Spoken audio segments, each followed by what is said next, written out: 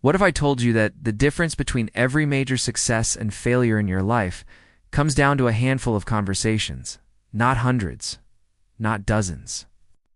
Just a few moments where the right words could have changed everything. The job you didn't get, the relationship that fell apart, the promotion that went to someone else, the family member who won't speak to you anymore. Every single one traces back to a conversation that went wrong. Here's what nobody tells you. We spend years learning math we'll never use, memorizing facts we'll forget.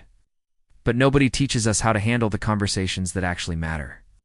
The ones where emotions run high, opinions differ, and the stakes are through the roof.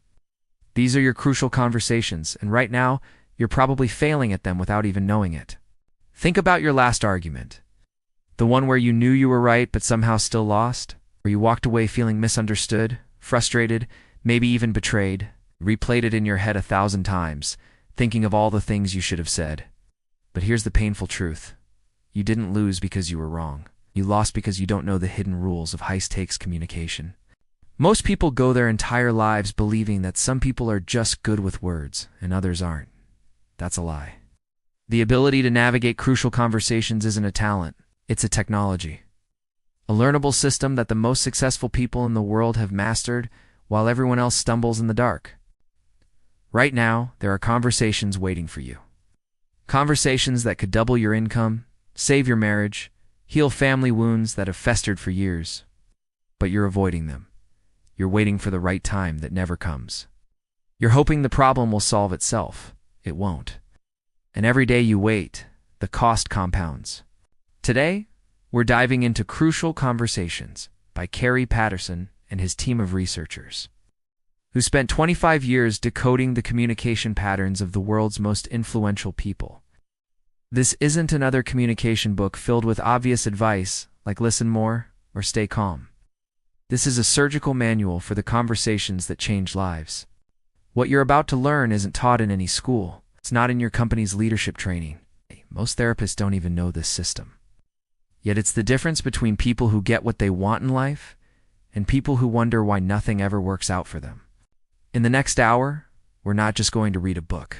We're going to rewire your communication operating system. We're going to install the exact protocols that turn explosive arguments into breakthrough moments, that transforms stubborn standoffs into creative collaborations, that convert difficult people into powerful allies. Let's begin the upgrade. Here's where we're going. Chapter by chapter, level by level. Chapter 1. We'll expose the conversations you don't even realize are crucial and why they're secretly controlling your destiny. Chapter 2. We'll reveal the hidden force of dialogue and why most conversations fail before the first word is spoken. Chapter 3. We'll master the art of starting with heart, the counterintuitive move that gives you unstoppable influence. Chapter 4. We'll develop superhuman awareness to spot the invisible moment when conversations go nuclear. Chapter 5. We'll learn to create psychological safety, the secret weapon that makes people want to agree with you. Chapter 6. We'll decode the stories in your head that sabotage you and replace them with narratives that empower you. Chapter 7. We'll master state the 5-step formula for saying anything to anyone without triggering defensiveness. Chapter 8. We'll handle the extremes, when others explode in anger or shut down completely. Chapter 9. We'll transform talk into action, ensuring your crucial conversations create real change. Chapter 10. We'll build your personal toolkit for handling any conversation that comes your way. Chapter 11. We'll tackle the edge cases, the yabbit situations that seem impossible.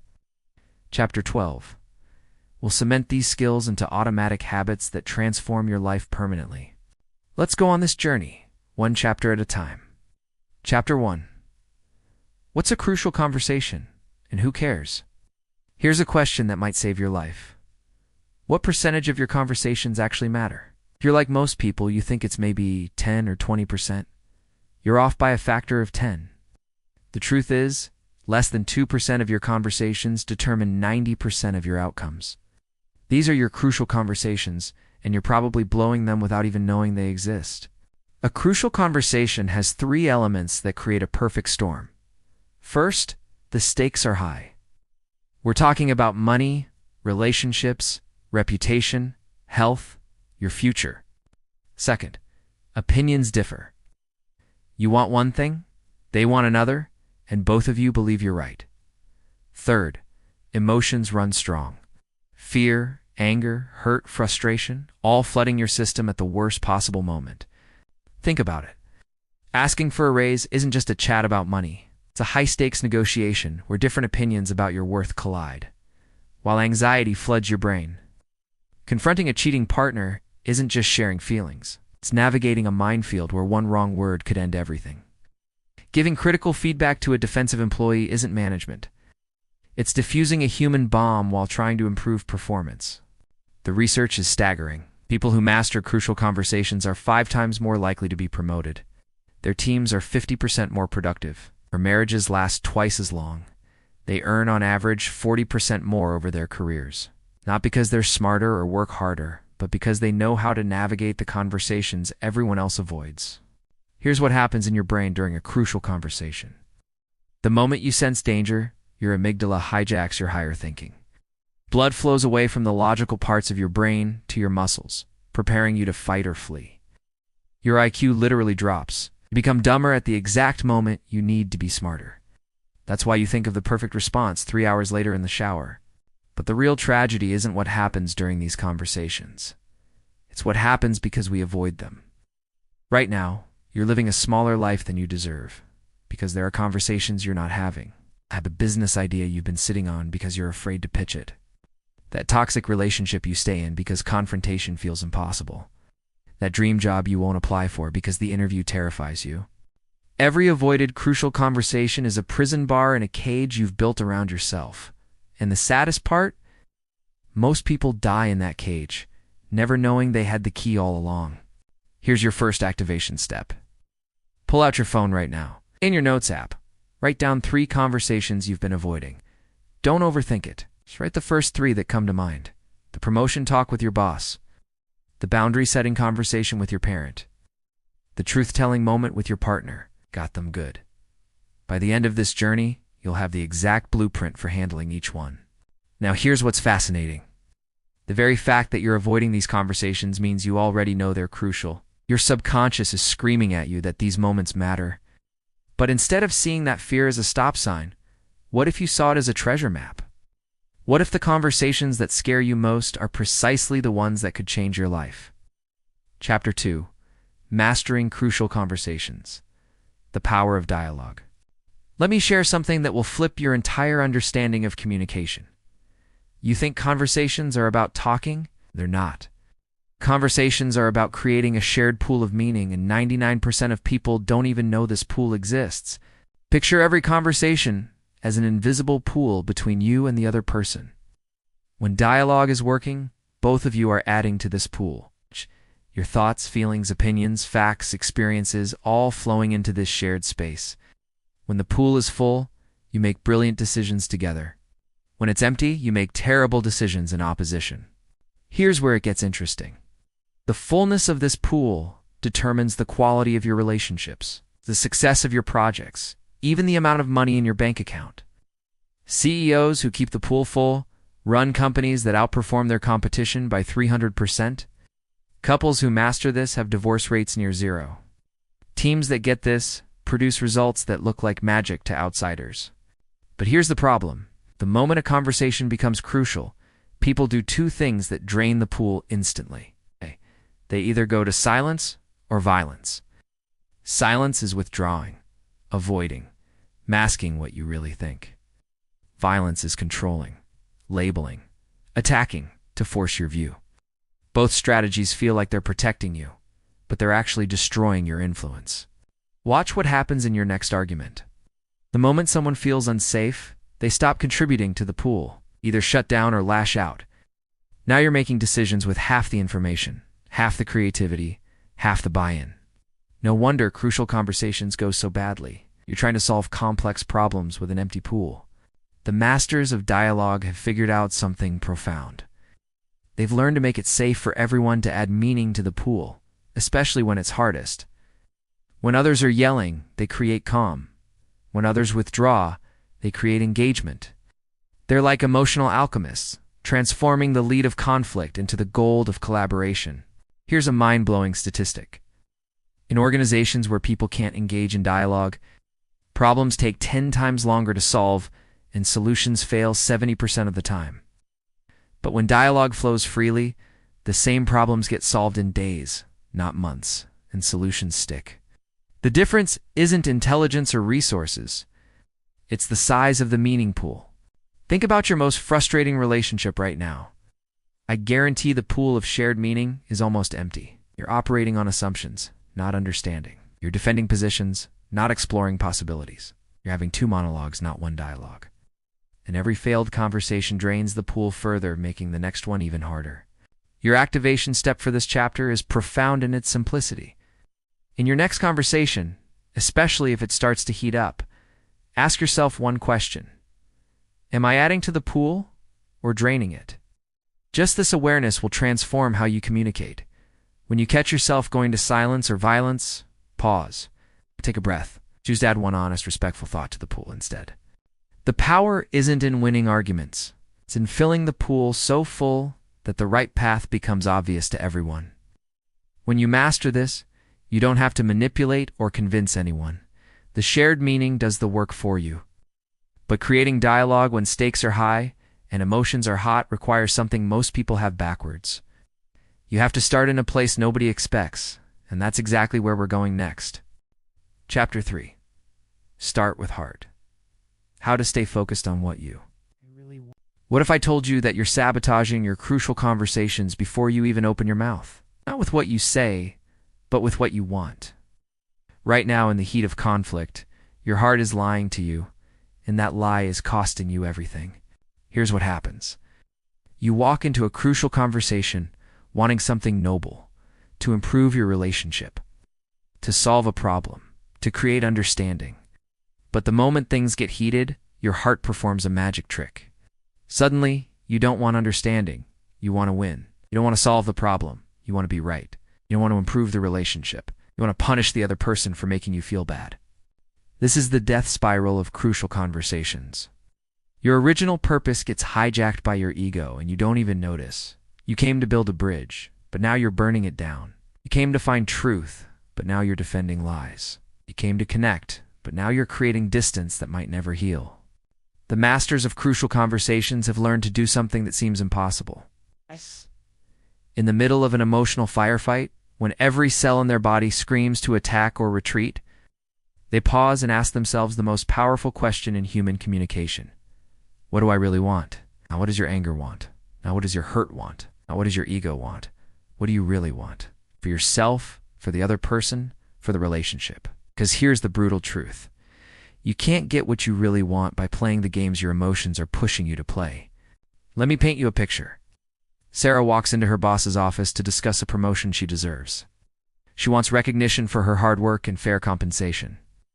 But her boss pushes back, questioning her readiness. Suddenly, Sarah's heart shifts. Now she wants to prove her boss is an idiot who doesn't appreciate talent. She gets sarcastic, defensive, aggressive. She wins the argument, but loses the promotion. Her hijacked heart cost her exactly what she came for. This happens in every area of life. Parents who want to guide their teenagers end up in screaming matches that push them further away. Couples who want intimacy end up in cold wars that last for weeks. Business partners who want success end up in power struggles that tank the company, all because they let their hearts get hijacked in the crucial moment.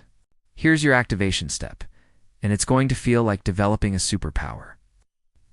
Before your next crucial conversation, write down what you really want. Be specific. I want my partner to understand how their actions affect me, and I want us to find a solution that works for both of us. Keep this paper in your pocket. When the conversation heats up and you feel your heart shifting, touch the paper. Remember your true north. But wanting the right thing isn't enough. You need to master the most dangerous lie in crucial conversations, the fool's choice. This is the voice that whispers, you can speak your truth. Oh, or you can keep the relationship, but you can't have both. It's the lie that says you must choose between being honest and being kind, between solving the problem and keeping the peace. The fool's choice is exactly that. For fools. Masters refuse to accept this false dilemma. They ask a different question. How can I be 100% honest and 100% respectful? This isn't compromise, it's alchemy. It's finding the narrow path where truth and relationship not only coexist, but strengthen each other. When you start with heart, when you refuse the fool's choice, something magical happens. The other person feels it. They sense that you're not trying to defeat them. You're trying to find a path forward together. Their defenses drop. The pool of meaning starts to fill. What seemed impossible becomes inevitable. But even with the right heart, crucial conversations can explode in an instant.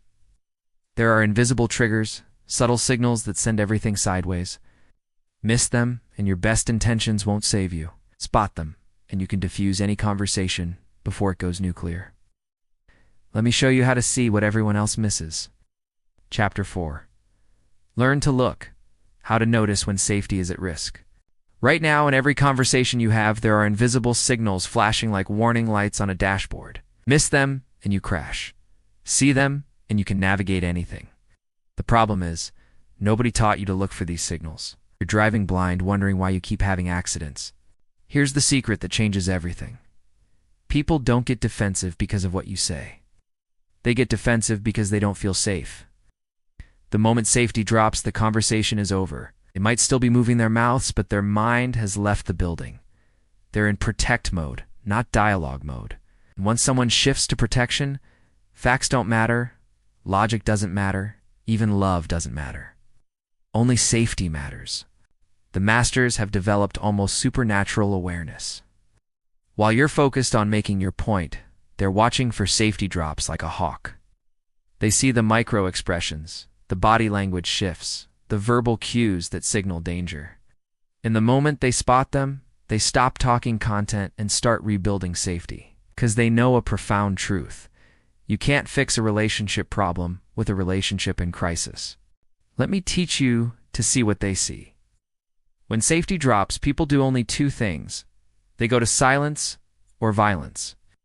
But each has multiple forms, and missing even one can destroy your conversation. Silence has three faces.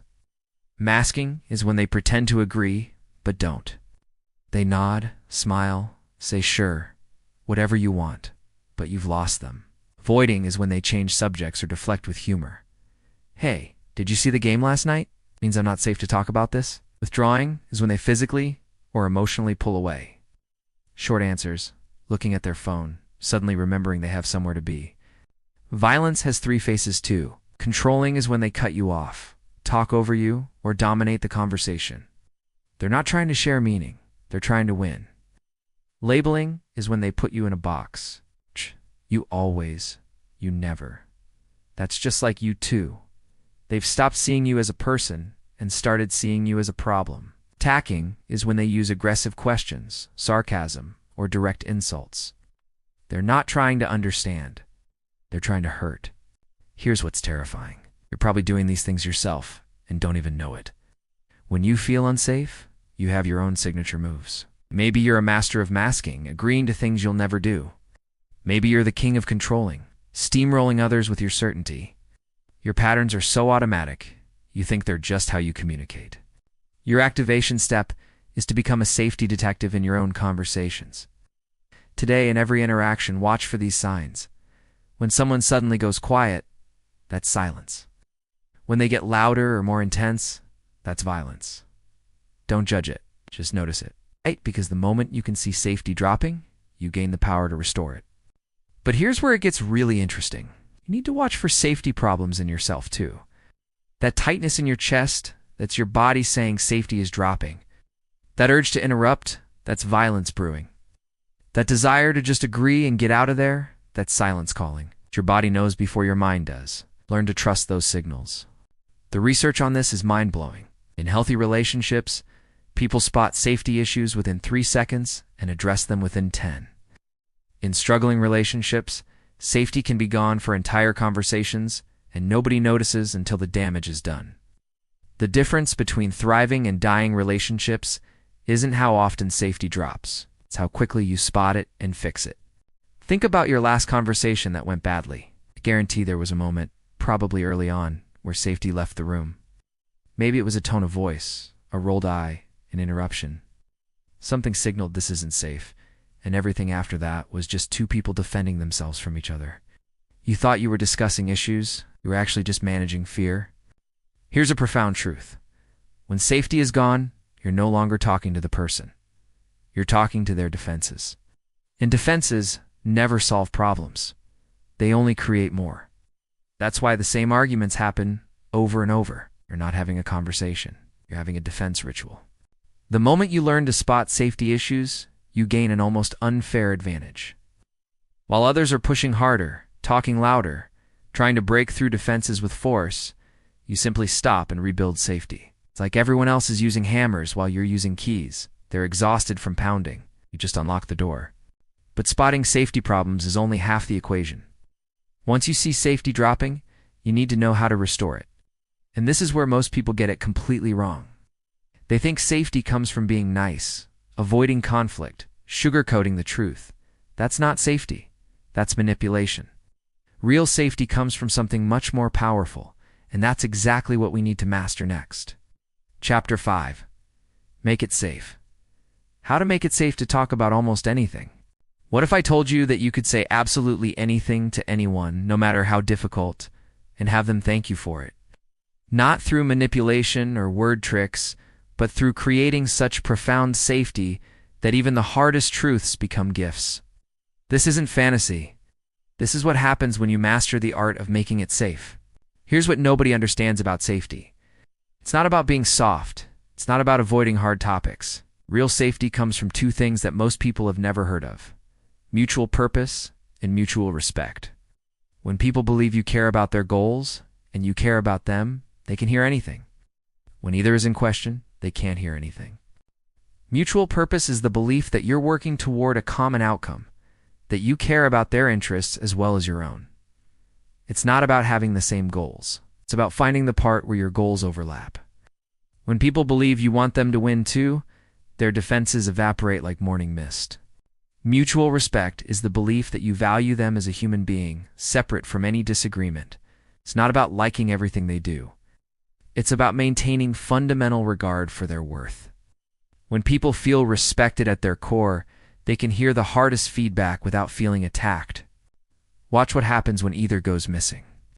A manager gives feedback without mutual purpose, and the employee hears, "They want me gone." A spouse shares concerns without mutual respect, and their partner hears, "They think I'm worthless." The content doesn't matter. Without purpose and respect, all messages become attacks. The masters have learned 3 power moves that rebuild safety in seconds. These aren't scripts. They're authentic actions that transform the entire emotional field of a conversation. First is the apology. It's not for your beliefs or position, but for your behavior when it caused harm. "I'm sorry I raised my voice. That wasn't respectful." This isn't weakness. It's strength. It shows you value the relationship more than your ego. Watch how quickly defenses drop when you own your part first. Second is the contrast statement. This directly addresses what they think you mean versus what you actually mean. "I don't want you to think I'm questioning your intelligence. I absolutely respect your capabilities. I do want to explore a different approach to this problem." You're literally rewiring their interpretation in real time. Third is finding mutual purpose when it seems impossible. This is the master move that turns enemies into allies. It seems like we want different things. We want flexibility. I want consistency. But we both want this project to succeed, right? What if we found a way to get both? You're not compromising. You're expanding the solution space. Here's your activation step. Think of a conversation you've been avoiding because it feels too dangerous. Now answer these questions. What do you want for the other person? Not from them, for them. What goals do you share? What do you respect about them, despite your differences? Write these down. Feel them. When you lead with genuine purpose and respect, safety isn't a technique. It's a natural result. But here's the advanced move that separates masters from everyone else. They create safety preemptively, before it's even threatened. They start conversations by establishing purpose and respect. I want to talk about something that's been bothering me, but first, I want you to know that I value our friendship, and I'm bringing this up because I want us to be even closer.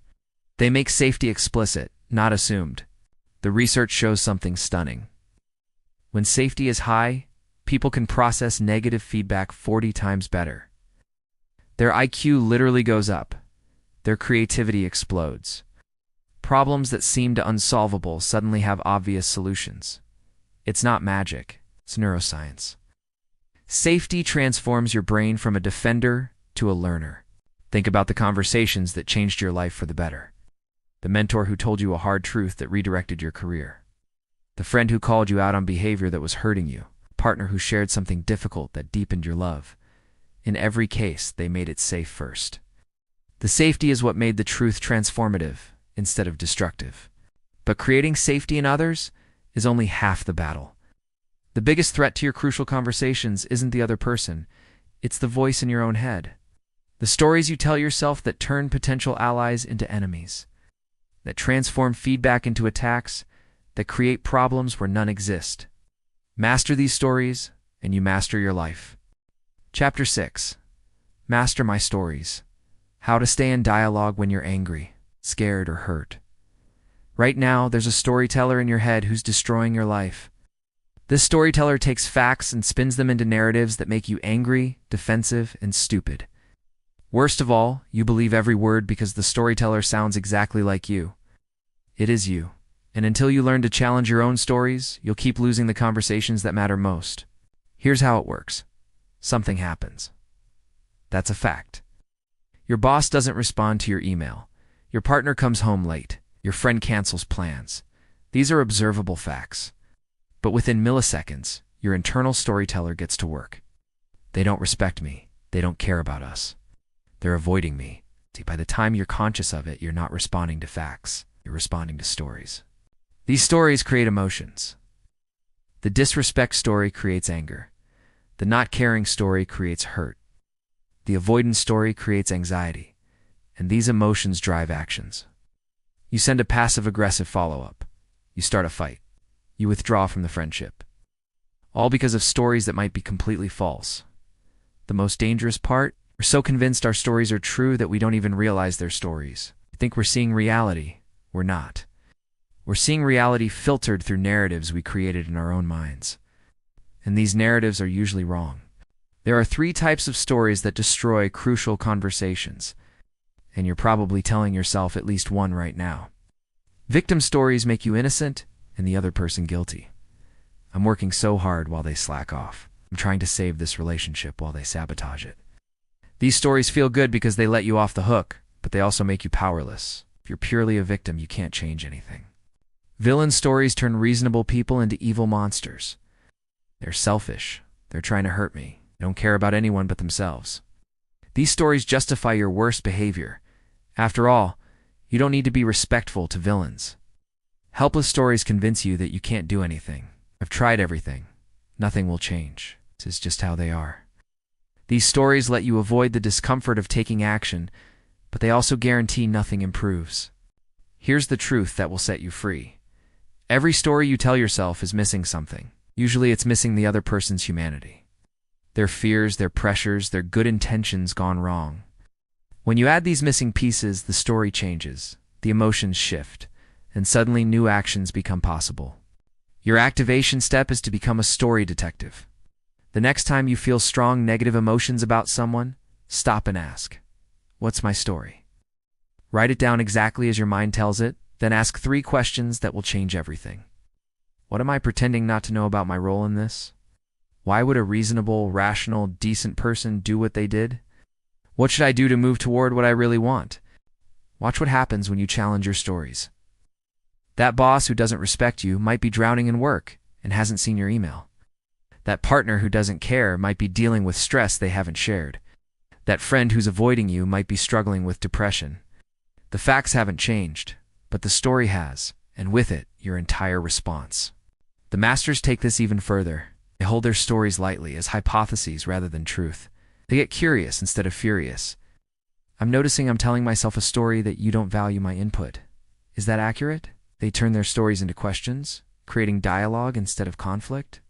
Here's what's life-changing about mastering your stories. When you stop being a slave to your narratives, you gain the power to choose your response. You can feel the initial flash of anger without being controlled by it. You can notice hurt without lashing out. You can experience fear without shutting down. You become the author of your actions, not a character in a story you didn't choose.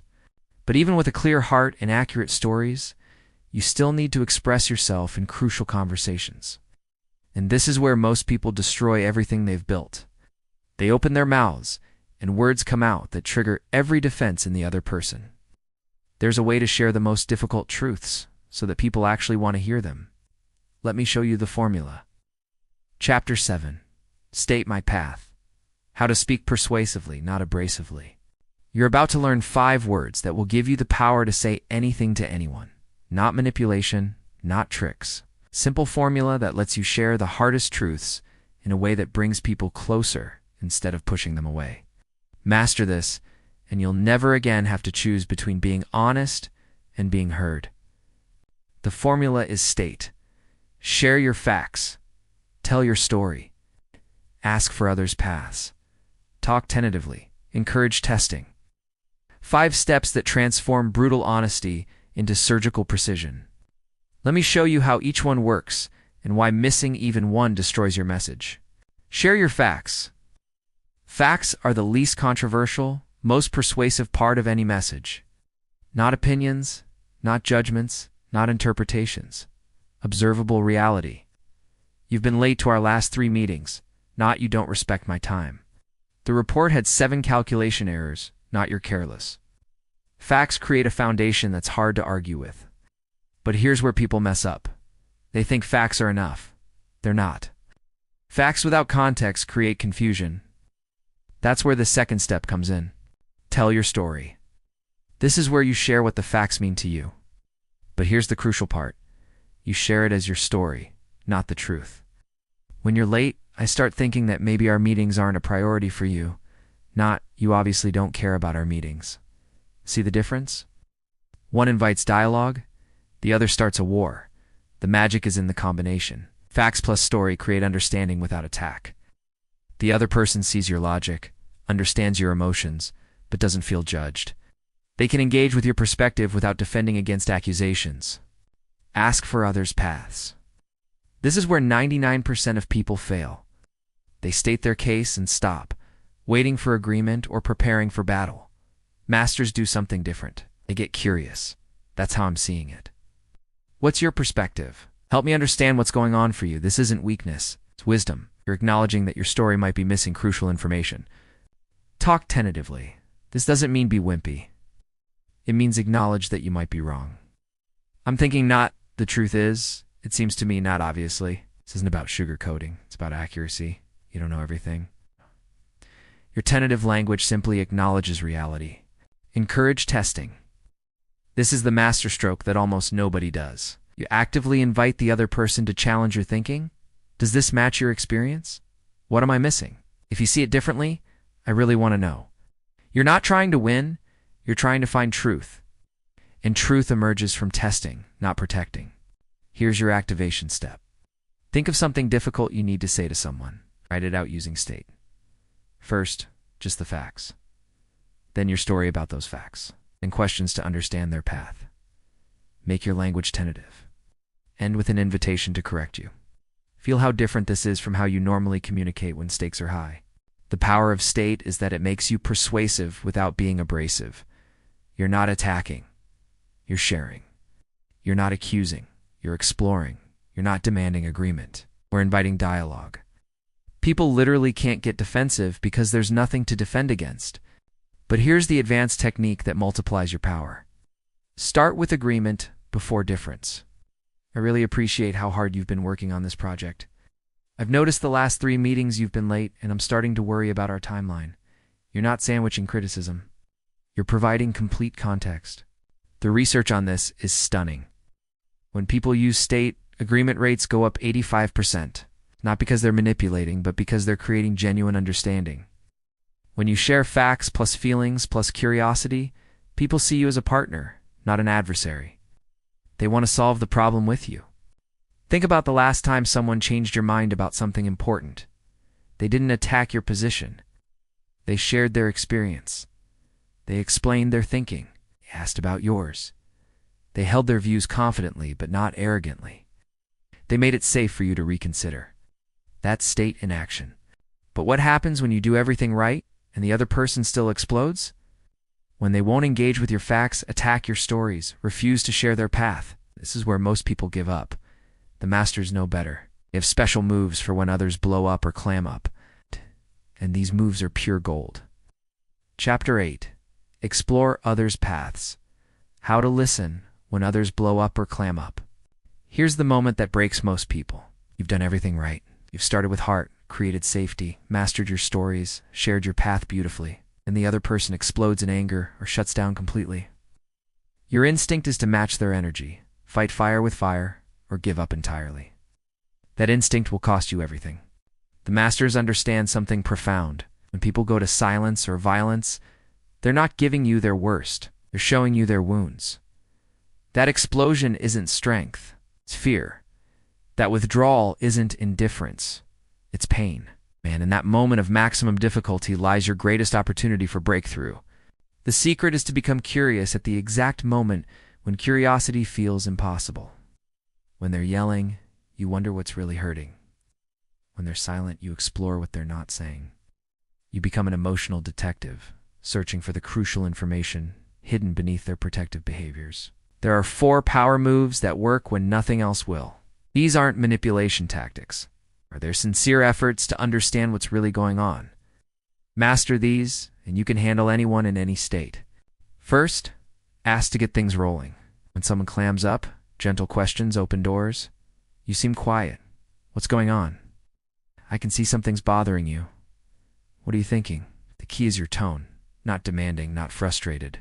Genuinely curious. You're signaling that their thoughts matter, that silence isn't safer than sharing. Second, mirror to confirm feelings. This is like emotional sonar. You reflect what you're seeing to check if you're reading it right. You look frustrated. You seem hurt by what I said. Simple observations that show you're paying attention. When people feel seen, they often open up. When they feel invisible, they stay closed. Third, paraphrase to acknowledge the story. Once they start sharing, prove you're listening by restating their message in your own words. So what I'm hearing is you feel like I don't value your contributions. It sounds like you're worried this change will make your job harder. You're not agreeing or disagreeing. You're understanding. And understanding is the antidote to defensiveness. Fourth, prime. When you're getting nowhere. Sometimes people are so locked up they can't even start. Priming is offering your best guess at what they might be thinking. Are you worried that I'm blaming you for the problem? I'm wondering if you think I don't understand how hard you've been working. If you're wrong, they'll correct you. If you're right, they'll feel understood. Either way, dialogue begins. Your activation step is to practice these moves in low-stakes conversations first. When someone seems mildly upset, get curious. Ask what's going on. Mirror what you see. Paraphrase what you hear. Build this muscle when emotions are manageable so you can flex it when they're not. But here's what separates true masters from everyone else. They don't just use these techniques when others are difficult. They get genuinely excited when someone goes to silence or violence. They know that's where the real information lives. The angrier someone gets, the more important the underlying issue. The more they withdraw, the more crucial the hidden concern. Think about it. People don't explode over nothing. They explode when something fundamental feels threatened. Their identity, their security, their dreams. When you get curious about the explosion instead of defensive, you find gold. Wow, this is really important to you. Help me understand why. Suddenly you're not adversaries. You're archaeologists excavating truth together. The same with silence. People don't shut down because they don't care. They shut down because they care too much and feel unsafe. When you gently explore the silence, you find the very thing that could transform your relationship. I notice you went quiet when I mentioned the promotion. What's that about? The answer might surprise you. Here's a profound truth. The path to what you want goes directly through understanding what they want, not around it, through it. When you truly grasp their fears, needs, and dreams, solutions appear that neither of you could see before. Their resistance transforms into resourcefulness. Their attack energy becomes problem-solving power. I've seen this transform impossible situations. A CEO facing a revolt from his team got curious instead of defensive. He discovered they weren't against his vision, or terrified of being left behind by changes. Once he understood their path, he could address their real concerns. The revolt became a revolution of shared purpose. I've watched couples on the brink of divorce break through decades of patterns in single conversations, not because they suddenly agreed, but because they finally understood. When you explore paths with genuine curiosity, you often discover you've been fighting shadows, not each other. The neuroscience backs this up. When people feel truly heard, their amygdala calms, their prefrontal cortex re-engages, and they literally become smarter. The same person who was screaming insults 5 minutes ago can become your best problem-solving partner. Not through manipulation, but through understanding. But here's the warning. This only works if your curiosity is genuine. People can smell fake interest from a mile away. If you're just going through the motions, waiting for your turn to talk, it backfires. You have to actually care about their path. You have to believe that their perspective matters, that there's something important you don't know yet. When you master exploring others' paths, crucial conversations stop being battles and start being adventures. Each person's resistance becomes a clue. Each emotional reaction reveals important data. Instead of dreading difficult people, you become fascinated by them. They're not obstacles. They're teachers showing you what you missed. But understanding is only half the equation. Eventually, crucial conversations must lead somewhere. All this safety, all this dialogue, all this exploration must transform into action, or it's just expensive talk. The masters know how to turn breakthrough conversations into breakthrough results. Let me show you how. Chapter 9. Move to action. How to turn crucial conversations into action and results. Here's where most crucial conversations die. Two people have a breakthrough. They finally understand each other. They feel connected, hopeful, even excited. Then, nothing changes. 2 weeks later, they're having the same conversation again. The problem isn't the conversation. It's the gap between talk and action. The masters know a secret. The end of a crucial conversation is actually the beginning. Everything up to this point has been preparation. Now comes the part that matters. Turning dialogue into decisions, intentions into actions, promises into results. Miss this step, and you've just had an expensive therapy session. The problem is that most people end conversations in a fog of good feelings and vague intentions. We should do better. Let's try harder. Things will be different. These aren't commitments. They're wishes. And wishes don't create change. There are 4 methods for making decisions, and choosing the wrong one destroys everything. Command is when one person decides. Consult is when one person decides after getting input. Vote is when the majority decides. Consensus is when everyone agrees. Each has its place. Use the wrong one, and commitment evaporates. Here's how to choose. Command works when expertise is clear, stakes are low, or time is critical. The surgeon doesn't vote on how to remove your appendix. Consult works when you need buy-in, but someone must own the decision. The project lead gets input but makes the final call. Vote works when efficiency matters more than unity. The team picks a restaurant for lunch. Consensus works when you need everyone fully committed. The family decides whether to move across the country. The disaster happens when expectations don't match. You think you're being consulted? They think it's consensus. You think it's your command decision? They think they get a vote. This confusion creates more broken trust than bad decisions ever could. Your activation step is to make decision-making explicit. In your next important conversation, before discussing solutions, ask, how should we make this decision? Get clear on who decides and how. This 10-second conversation prevents 10 hours of resentment. But deciding how to decide is just the start. Now you need to create assignments that actually get done. This is where the magic of who, WHATWHEN, transforms everything. Every action item needs 3 things. Who will do it, exactly what they'll do, when it will be done. Miss any element, and you're back to wishes. Someone should look into that. Become Sarah. We'll research 3 options and email them to the team by Friday at 5 p.m. We need better communication becomes Tom. We'll send a weekly update email every Monday morning starting next week. Specificity is the bridge between intention and reality. The masters take this further. They document commitments, not because they don't trust, but because they know memory is faulty and life is busy. A simple email summarizing who does what by when prevents 90% of execution failures.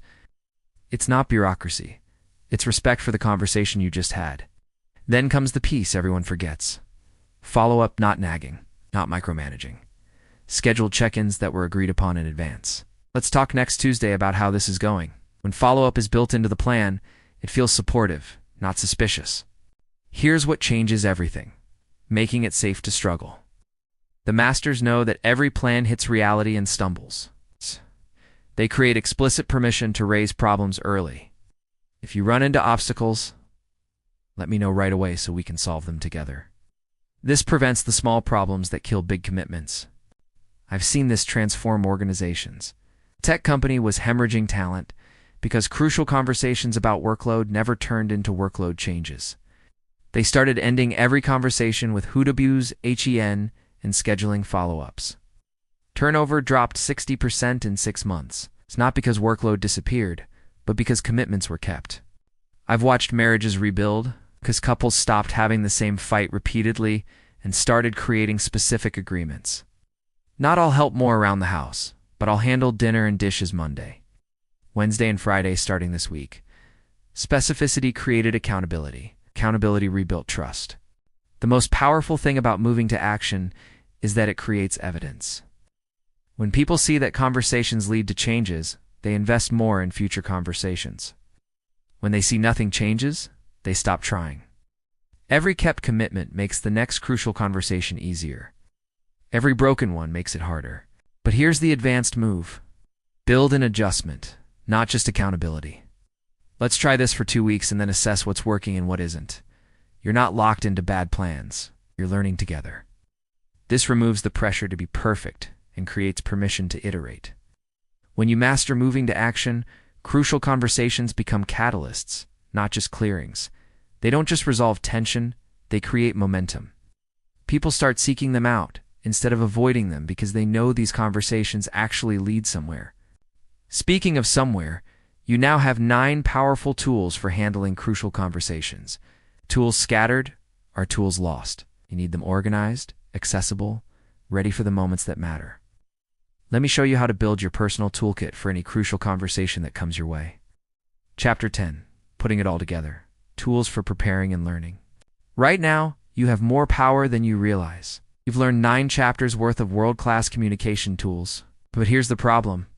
When your next crucial conversation hits, when emotions are high and stakes are through the roof, your brain won't remember 9 chapters. It will barely remember your own name. That's why you need a system. The masters don't wing crucial conversations.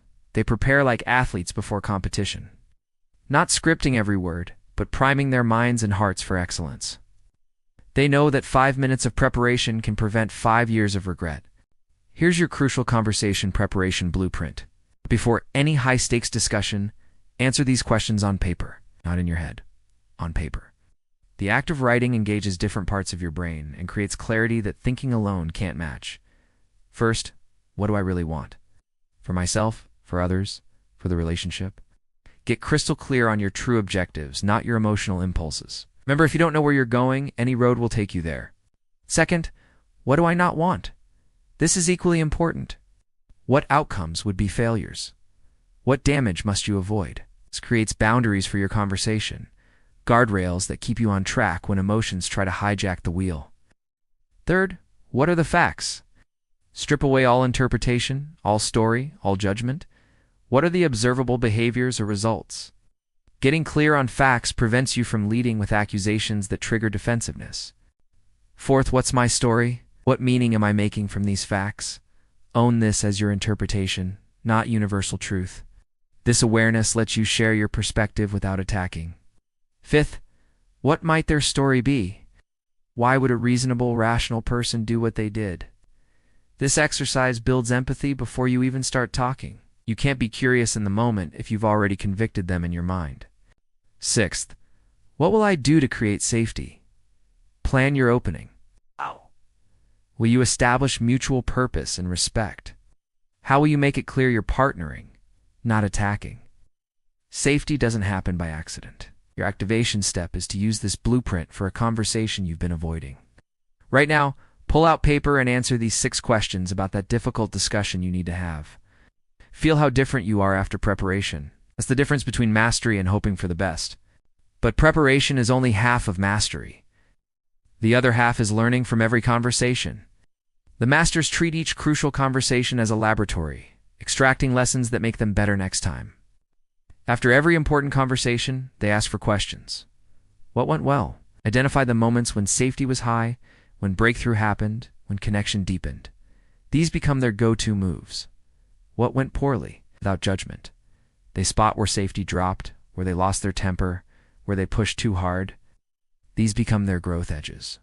What did I learn about the other person? Every conversation reveals data. Their triggers, their values, their fears, their dreams. This intelligence makes future conversations easier. What will I do differently next time? Specific commitments to specific changes. Not I'll be better. But next time they raise their voice, I'll pause and get curious instead of matching their volume. Here's what nobody tells you about mastering crucial conversations. It's not about perfection. It's about progression. Every conversation you prepare for, you get a little better. Every conversation you learn from, you grow a little stronger. The people who seem naturally gifted at this have simply had more practice cycles than you. The research is stunning. People who prepare for crucial conversations are 85% more likely to achieve their desired outcome. People who debrief afterward improve 50% faster than those who don't. It's not talent. It's intentionality. But here's the real secret. Create a crucial conversations partner, someone you trust who's also committed to mastering these skills. Before big conversations, practice with them. After tough ones, debrief with them. Having someone who knows these tools and can spot your patterns accelerates your growth exponentially. I know executives who role-play every crucial conversation with their coach first. I know couples who prepare together before difficult discussions with their kids. I know friends who text each other their preparation questions before big meetings. They're not weak, they're smart. They know that crucial conversations are too important to leave to chance. The tools work, the preparation works, the learning works. But sometimes, even with all of this, you hit a conversation that seems impossible. The other person is too triggered, too defensive, too checked out. These are the yeah-but situations that make people give up on crucial conversations altogether. Don't give up. The masters have special approaches for these exact moments. Chapter 11. Yeah, but advice for tough cases. So far, I've given you tools that work in 90% of crucial conversations. But I know what you're thinking. Yeah, but you don't know my boss. Yeah, but my teenager won't talk to me. Yeah, but my spouse flies into rage. You're right. Some people and situations require special approaches. The masters have those too. Let's start with the person who's always offended. You know the type. You can't give them any feedback without them melting down. They take everything personally, cry, play victim, make you the bad guy for bringing up legitimate issues. Most people either avoid these conversations entirely or become harsh to push through the manipulation. Here's the master approach.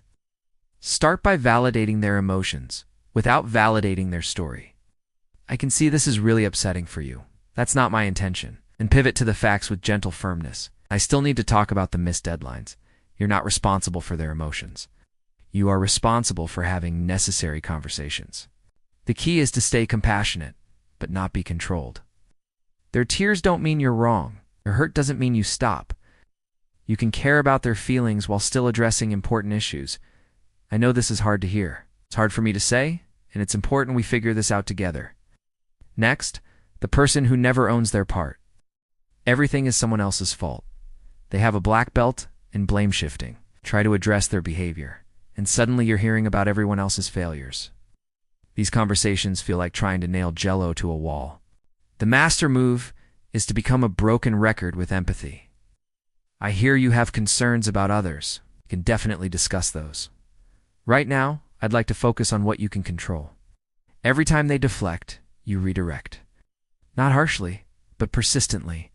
That sounds frustrating. What could you do differently regardless of what others do? Sometimes you need to make it explicit. I notice whenever I bring up your actions, we end up talking about everyone else. Help me understand why that is. This gentle confrontation often breaks the pattern. They realize their game has been spotted, and real conversation becomes possible. Then there's the silent treatment expert. They don't explode, they disappear. Stone-faced, one-word answers, emotional shutdown. They've learned that withdrawal is power, and they wield it like a weapon. Most people either beg for engagement or match the silence with their own. Both responses fail. The master approach is to name it and claim responsibility for your part. I notice you've gone quiet. Wondering if something I said made it unsafe for you to share. This isn't taking false blame. It's acknowledging that safety is co-created. Then make a specific request. I really value your perspective. Would you be willing to share what you're thinking, even if it's hard for me to hear? If they stay silent, don't chase. Give them time with a clear next step. I can see you need some time. I'll check back tomorrow. This conversation is important to me because you're important to me. Showing respect for their process while maintaining commitment to resolution. Your activation step for this chapter is different. Think of your most difficult person. Which pattern do they follow? Overly sensitive, blame-shifting, or withdrawal? Choose one master approach and write out exactly how you'll use it. Practice saying it out loud. The words need to be ready when the moment comes. But here's the meta principle for all tough cases. Behavior has function. People don't do these things because they're bad. They do them because they work. The overly sensitive person has learned that tears stop difficult conversations. The blamer has learned that deflection avoids accountability. The withdrawer has learned that silence prevents conflict. Your job isn't to fix them. It's to change the function. Make it safe to hear feedback without falling apart. Make it valuable to own their part. Make it rewarding to stay engaged. You do this by being unwaveringly respectful and absolutely persistent. You don't let their patterns control the conversation, but you also don't attack them for having patterns. The research on difficult people is fascinating. In most cases, they're not difficult with everyone. They're difficult where it works. When someone consistently uses different approaches with them, when their usual moves stop functioning, most people adapt. Not overnight, but over time. Here's the truth about impossible people. Very few are truly impossible. Most are just stuck in patterns that once protected them. When you bring new tools to old patterns, when you stay centered while they spiral, when you offer safety while maintaining standards, even the most difficult people often surprise you. But knowing all these tools and techniques isn't enough. Information without implementation is just entertainment. The final step in your journey is turning these ideas into habits, making excellent communication as natural as breathing. That transformation is exactly where we're headed. Chapter 12. Change your life. How to turn ideas into habits. Here's the brutal truth about everything you've just learned. Within 72 hours, your brain will begin deleting it. Within 2 weeks, you'll remember maybe 10%. Within a month, you'll be back to your old patterns, wondering why crucial conversations still go badly, unless you do what I'm about to show you. The difference between people who transform their lives and people who just collect information is simple. The transformers turn ideas into habits. They don't just know the tools. The tools become part of who they are. And there's a science to making that happen. Your brain doesn't care about your goals. It cares about your patterns.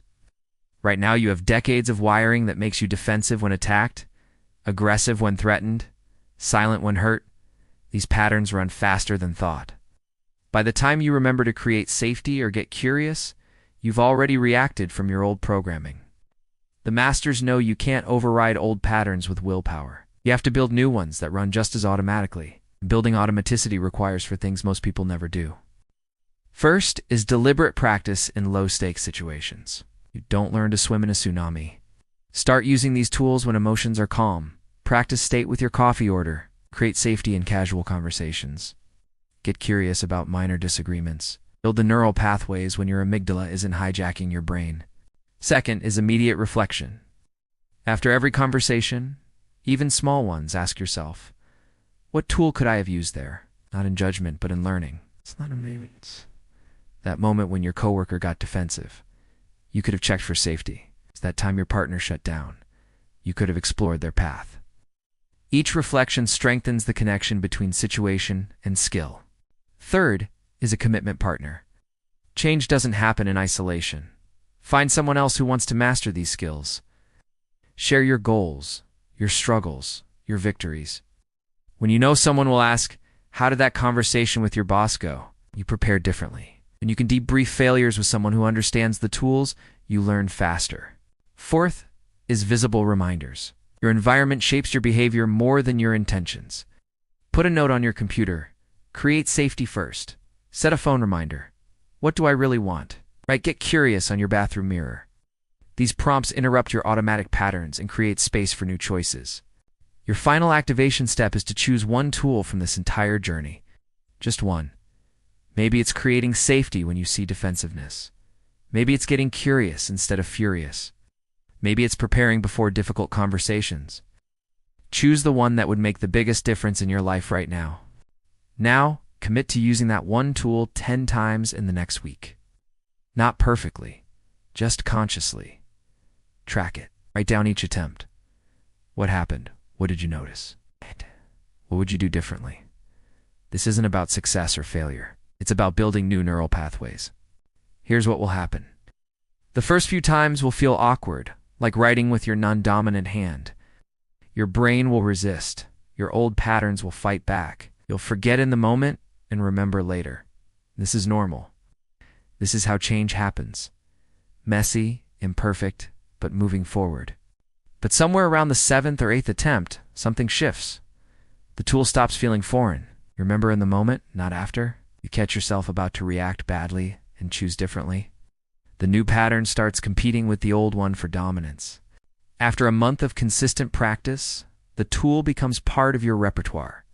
Not automatic yet, but available. You don't have to think as hard to access it. It starts showing up naturally in conversations. Other people notice something's different about you, though. They can't quite name what. After 3 months, you're ready to add another tool. But here's what's beautiful. The second tool is easier to integrate than the first. You've proven to your brain that change is possible. You've built the meta skill of building skills. Each tool after that comes faster. The research on this is incredible. People who focus on one communication skill at a time improve 300% faster than those who try to change everything at once. People with practice partners succeed at twice the rate of those going solo. People who track their attempts are 5 times more likely to create lasting change. But here's the deepest truth about mastering crucial conversations. It's not really about the conversations. It's about who you become. Every time you choose curiosity over defensiveness, you build emotional intelligence. Every time you create safety instead of attacking, you develop leadership. Every time you prepare instead of winging it, you strengthen discipline. The conversations change because you change. And as you change, everything changes. The promotion you couldn't ask for becomes a conversation you navigate with skill. The relationship that was dying gets the honest dialogue it needs to heal. The dream you were afraid to pursue becomes a series of crucial conversations you now know how to handle. Let's zoom out and see the complete journey we've taken together. You've started believing that some people are just good with words and others aren't. Now you know that crucial conversations are a learnable technology. You have the exact tools the world's best communicators use. You learn to spot crucial conversations, those high-stakes moments that determine your destiny. You discovered the power of dialogue and the shared pool of meaning. You mastered starting with heart, keeping your true purpose even when emotions try to hijack you. You developed the eyes to see when safety drops and the skills to rebuild it. You learned to master your stories, to challenge the narratives that make you stupid.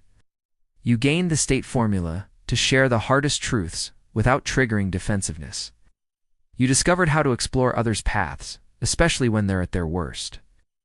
You know how to turn breakthrough conversations into breakthrough results. You have preparation tools for your next crucial conversation and learning tools to grow from every one. You have special approaches for the most difficult people. And most importantly, you have a path to turn these ideas into automatic habits. But knowing isn't enough. The graveyard of personal development is littered with good ideas that never became lived experience. Your life changes when you take the first tool and use it 10 times this week.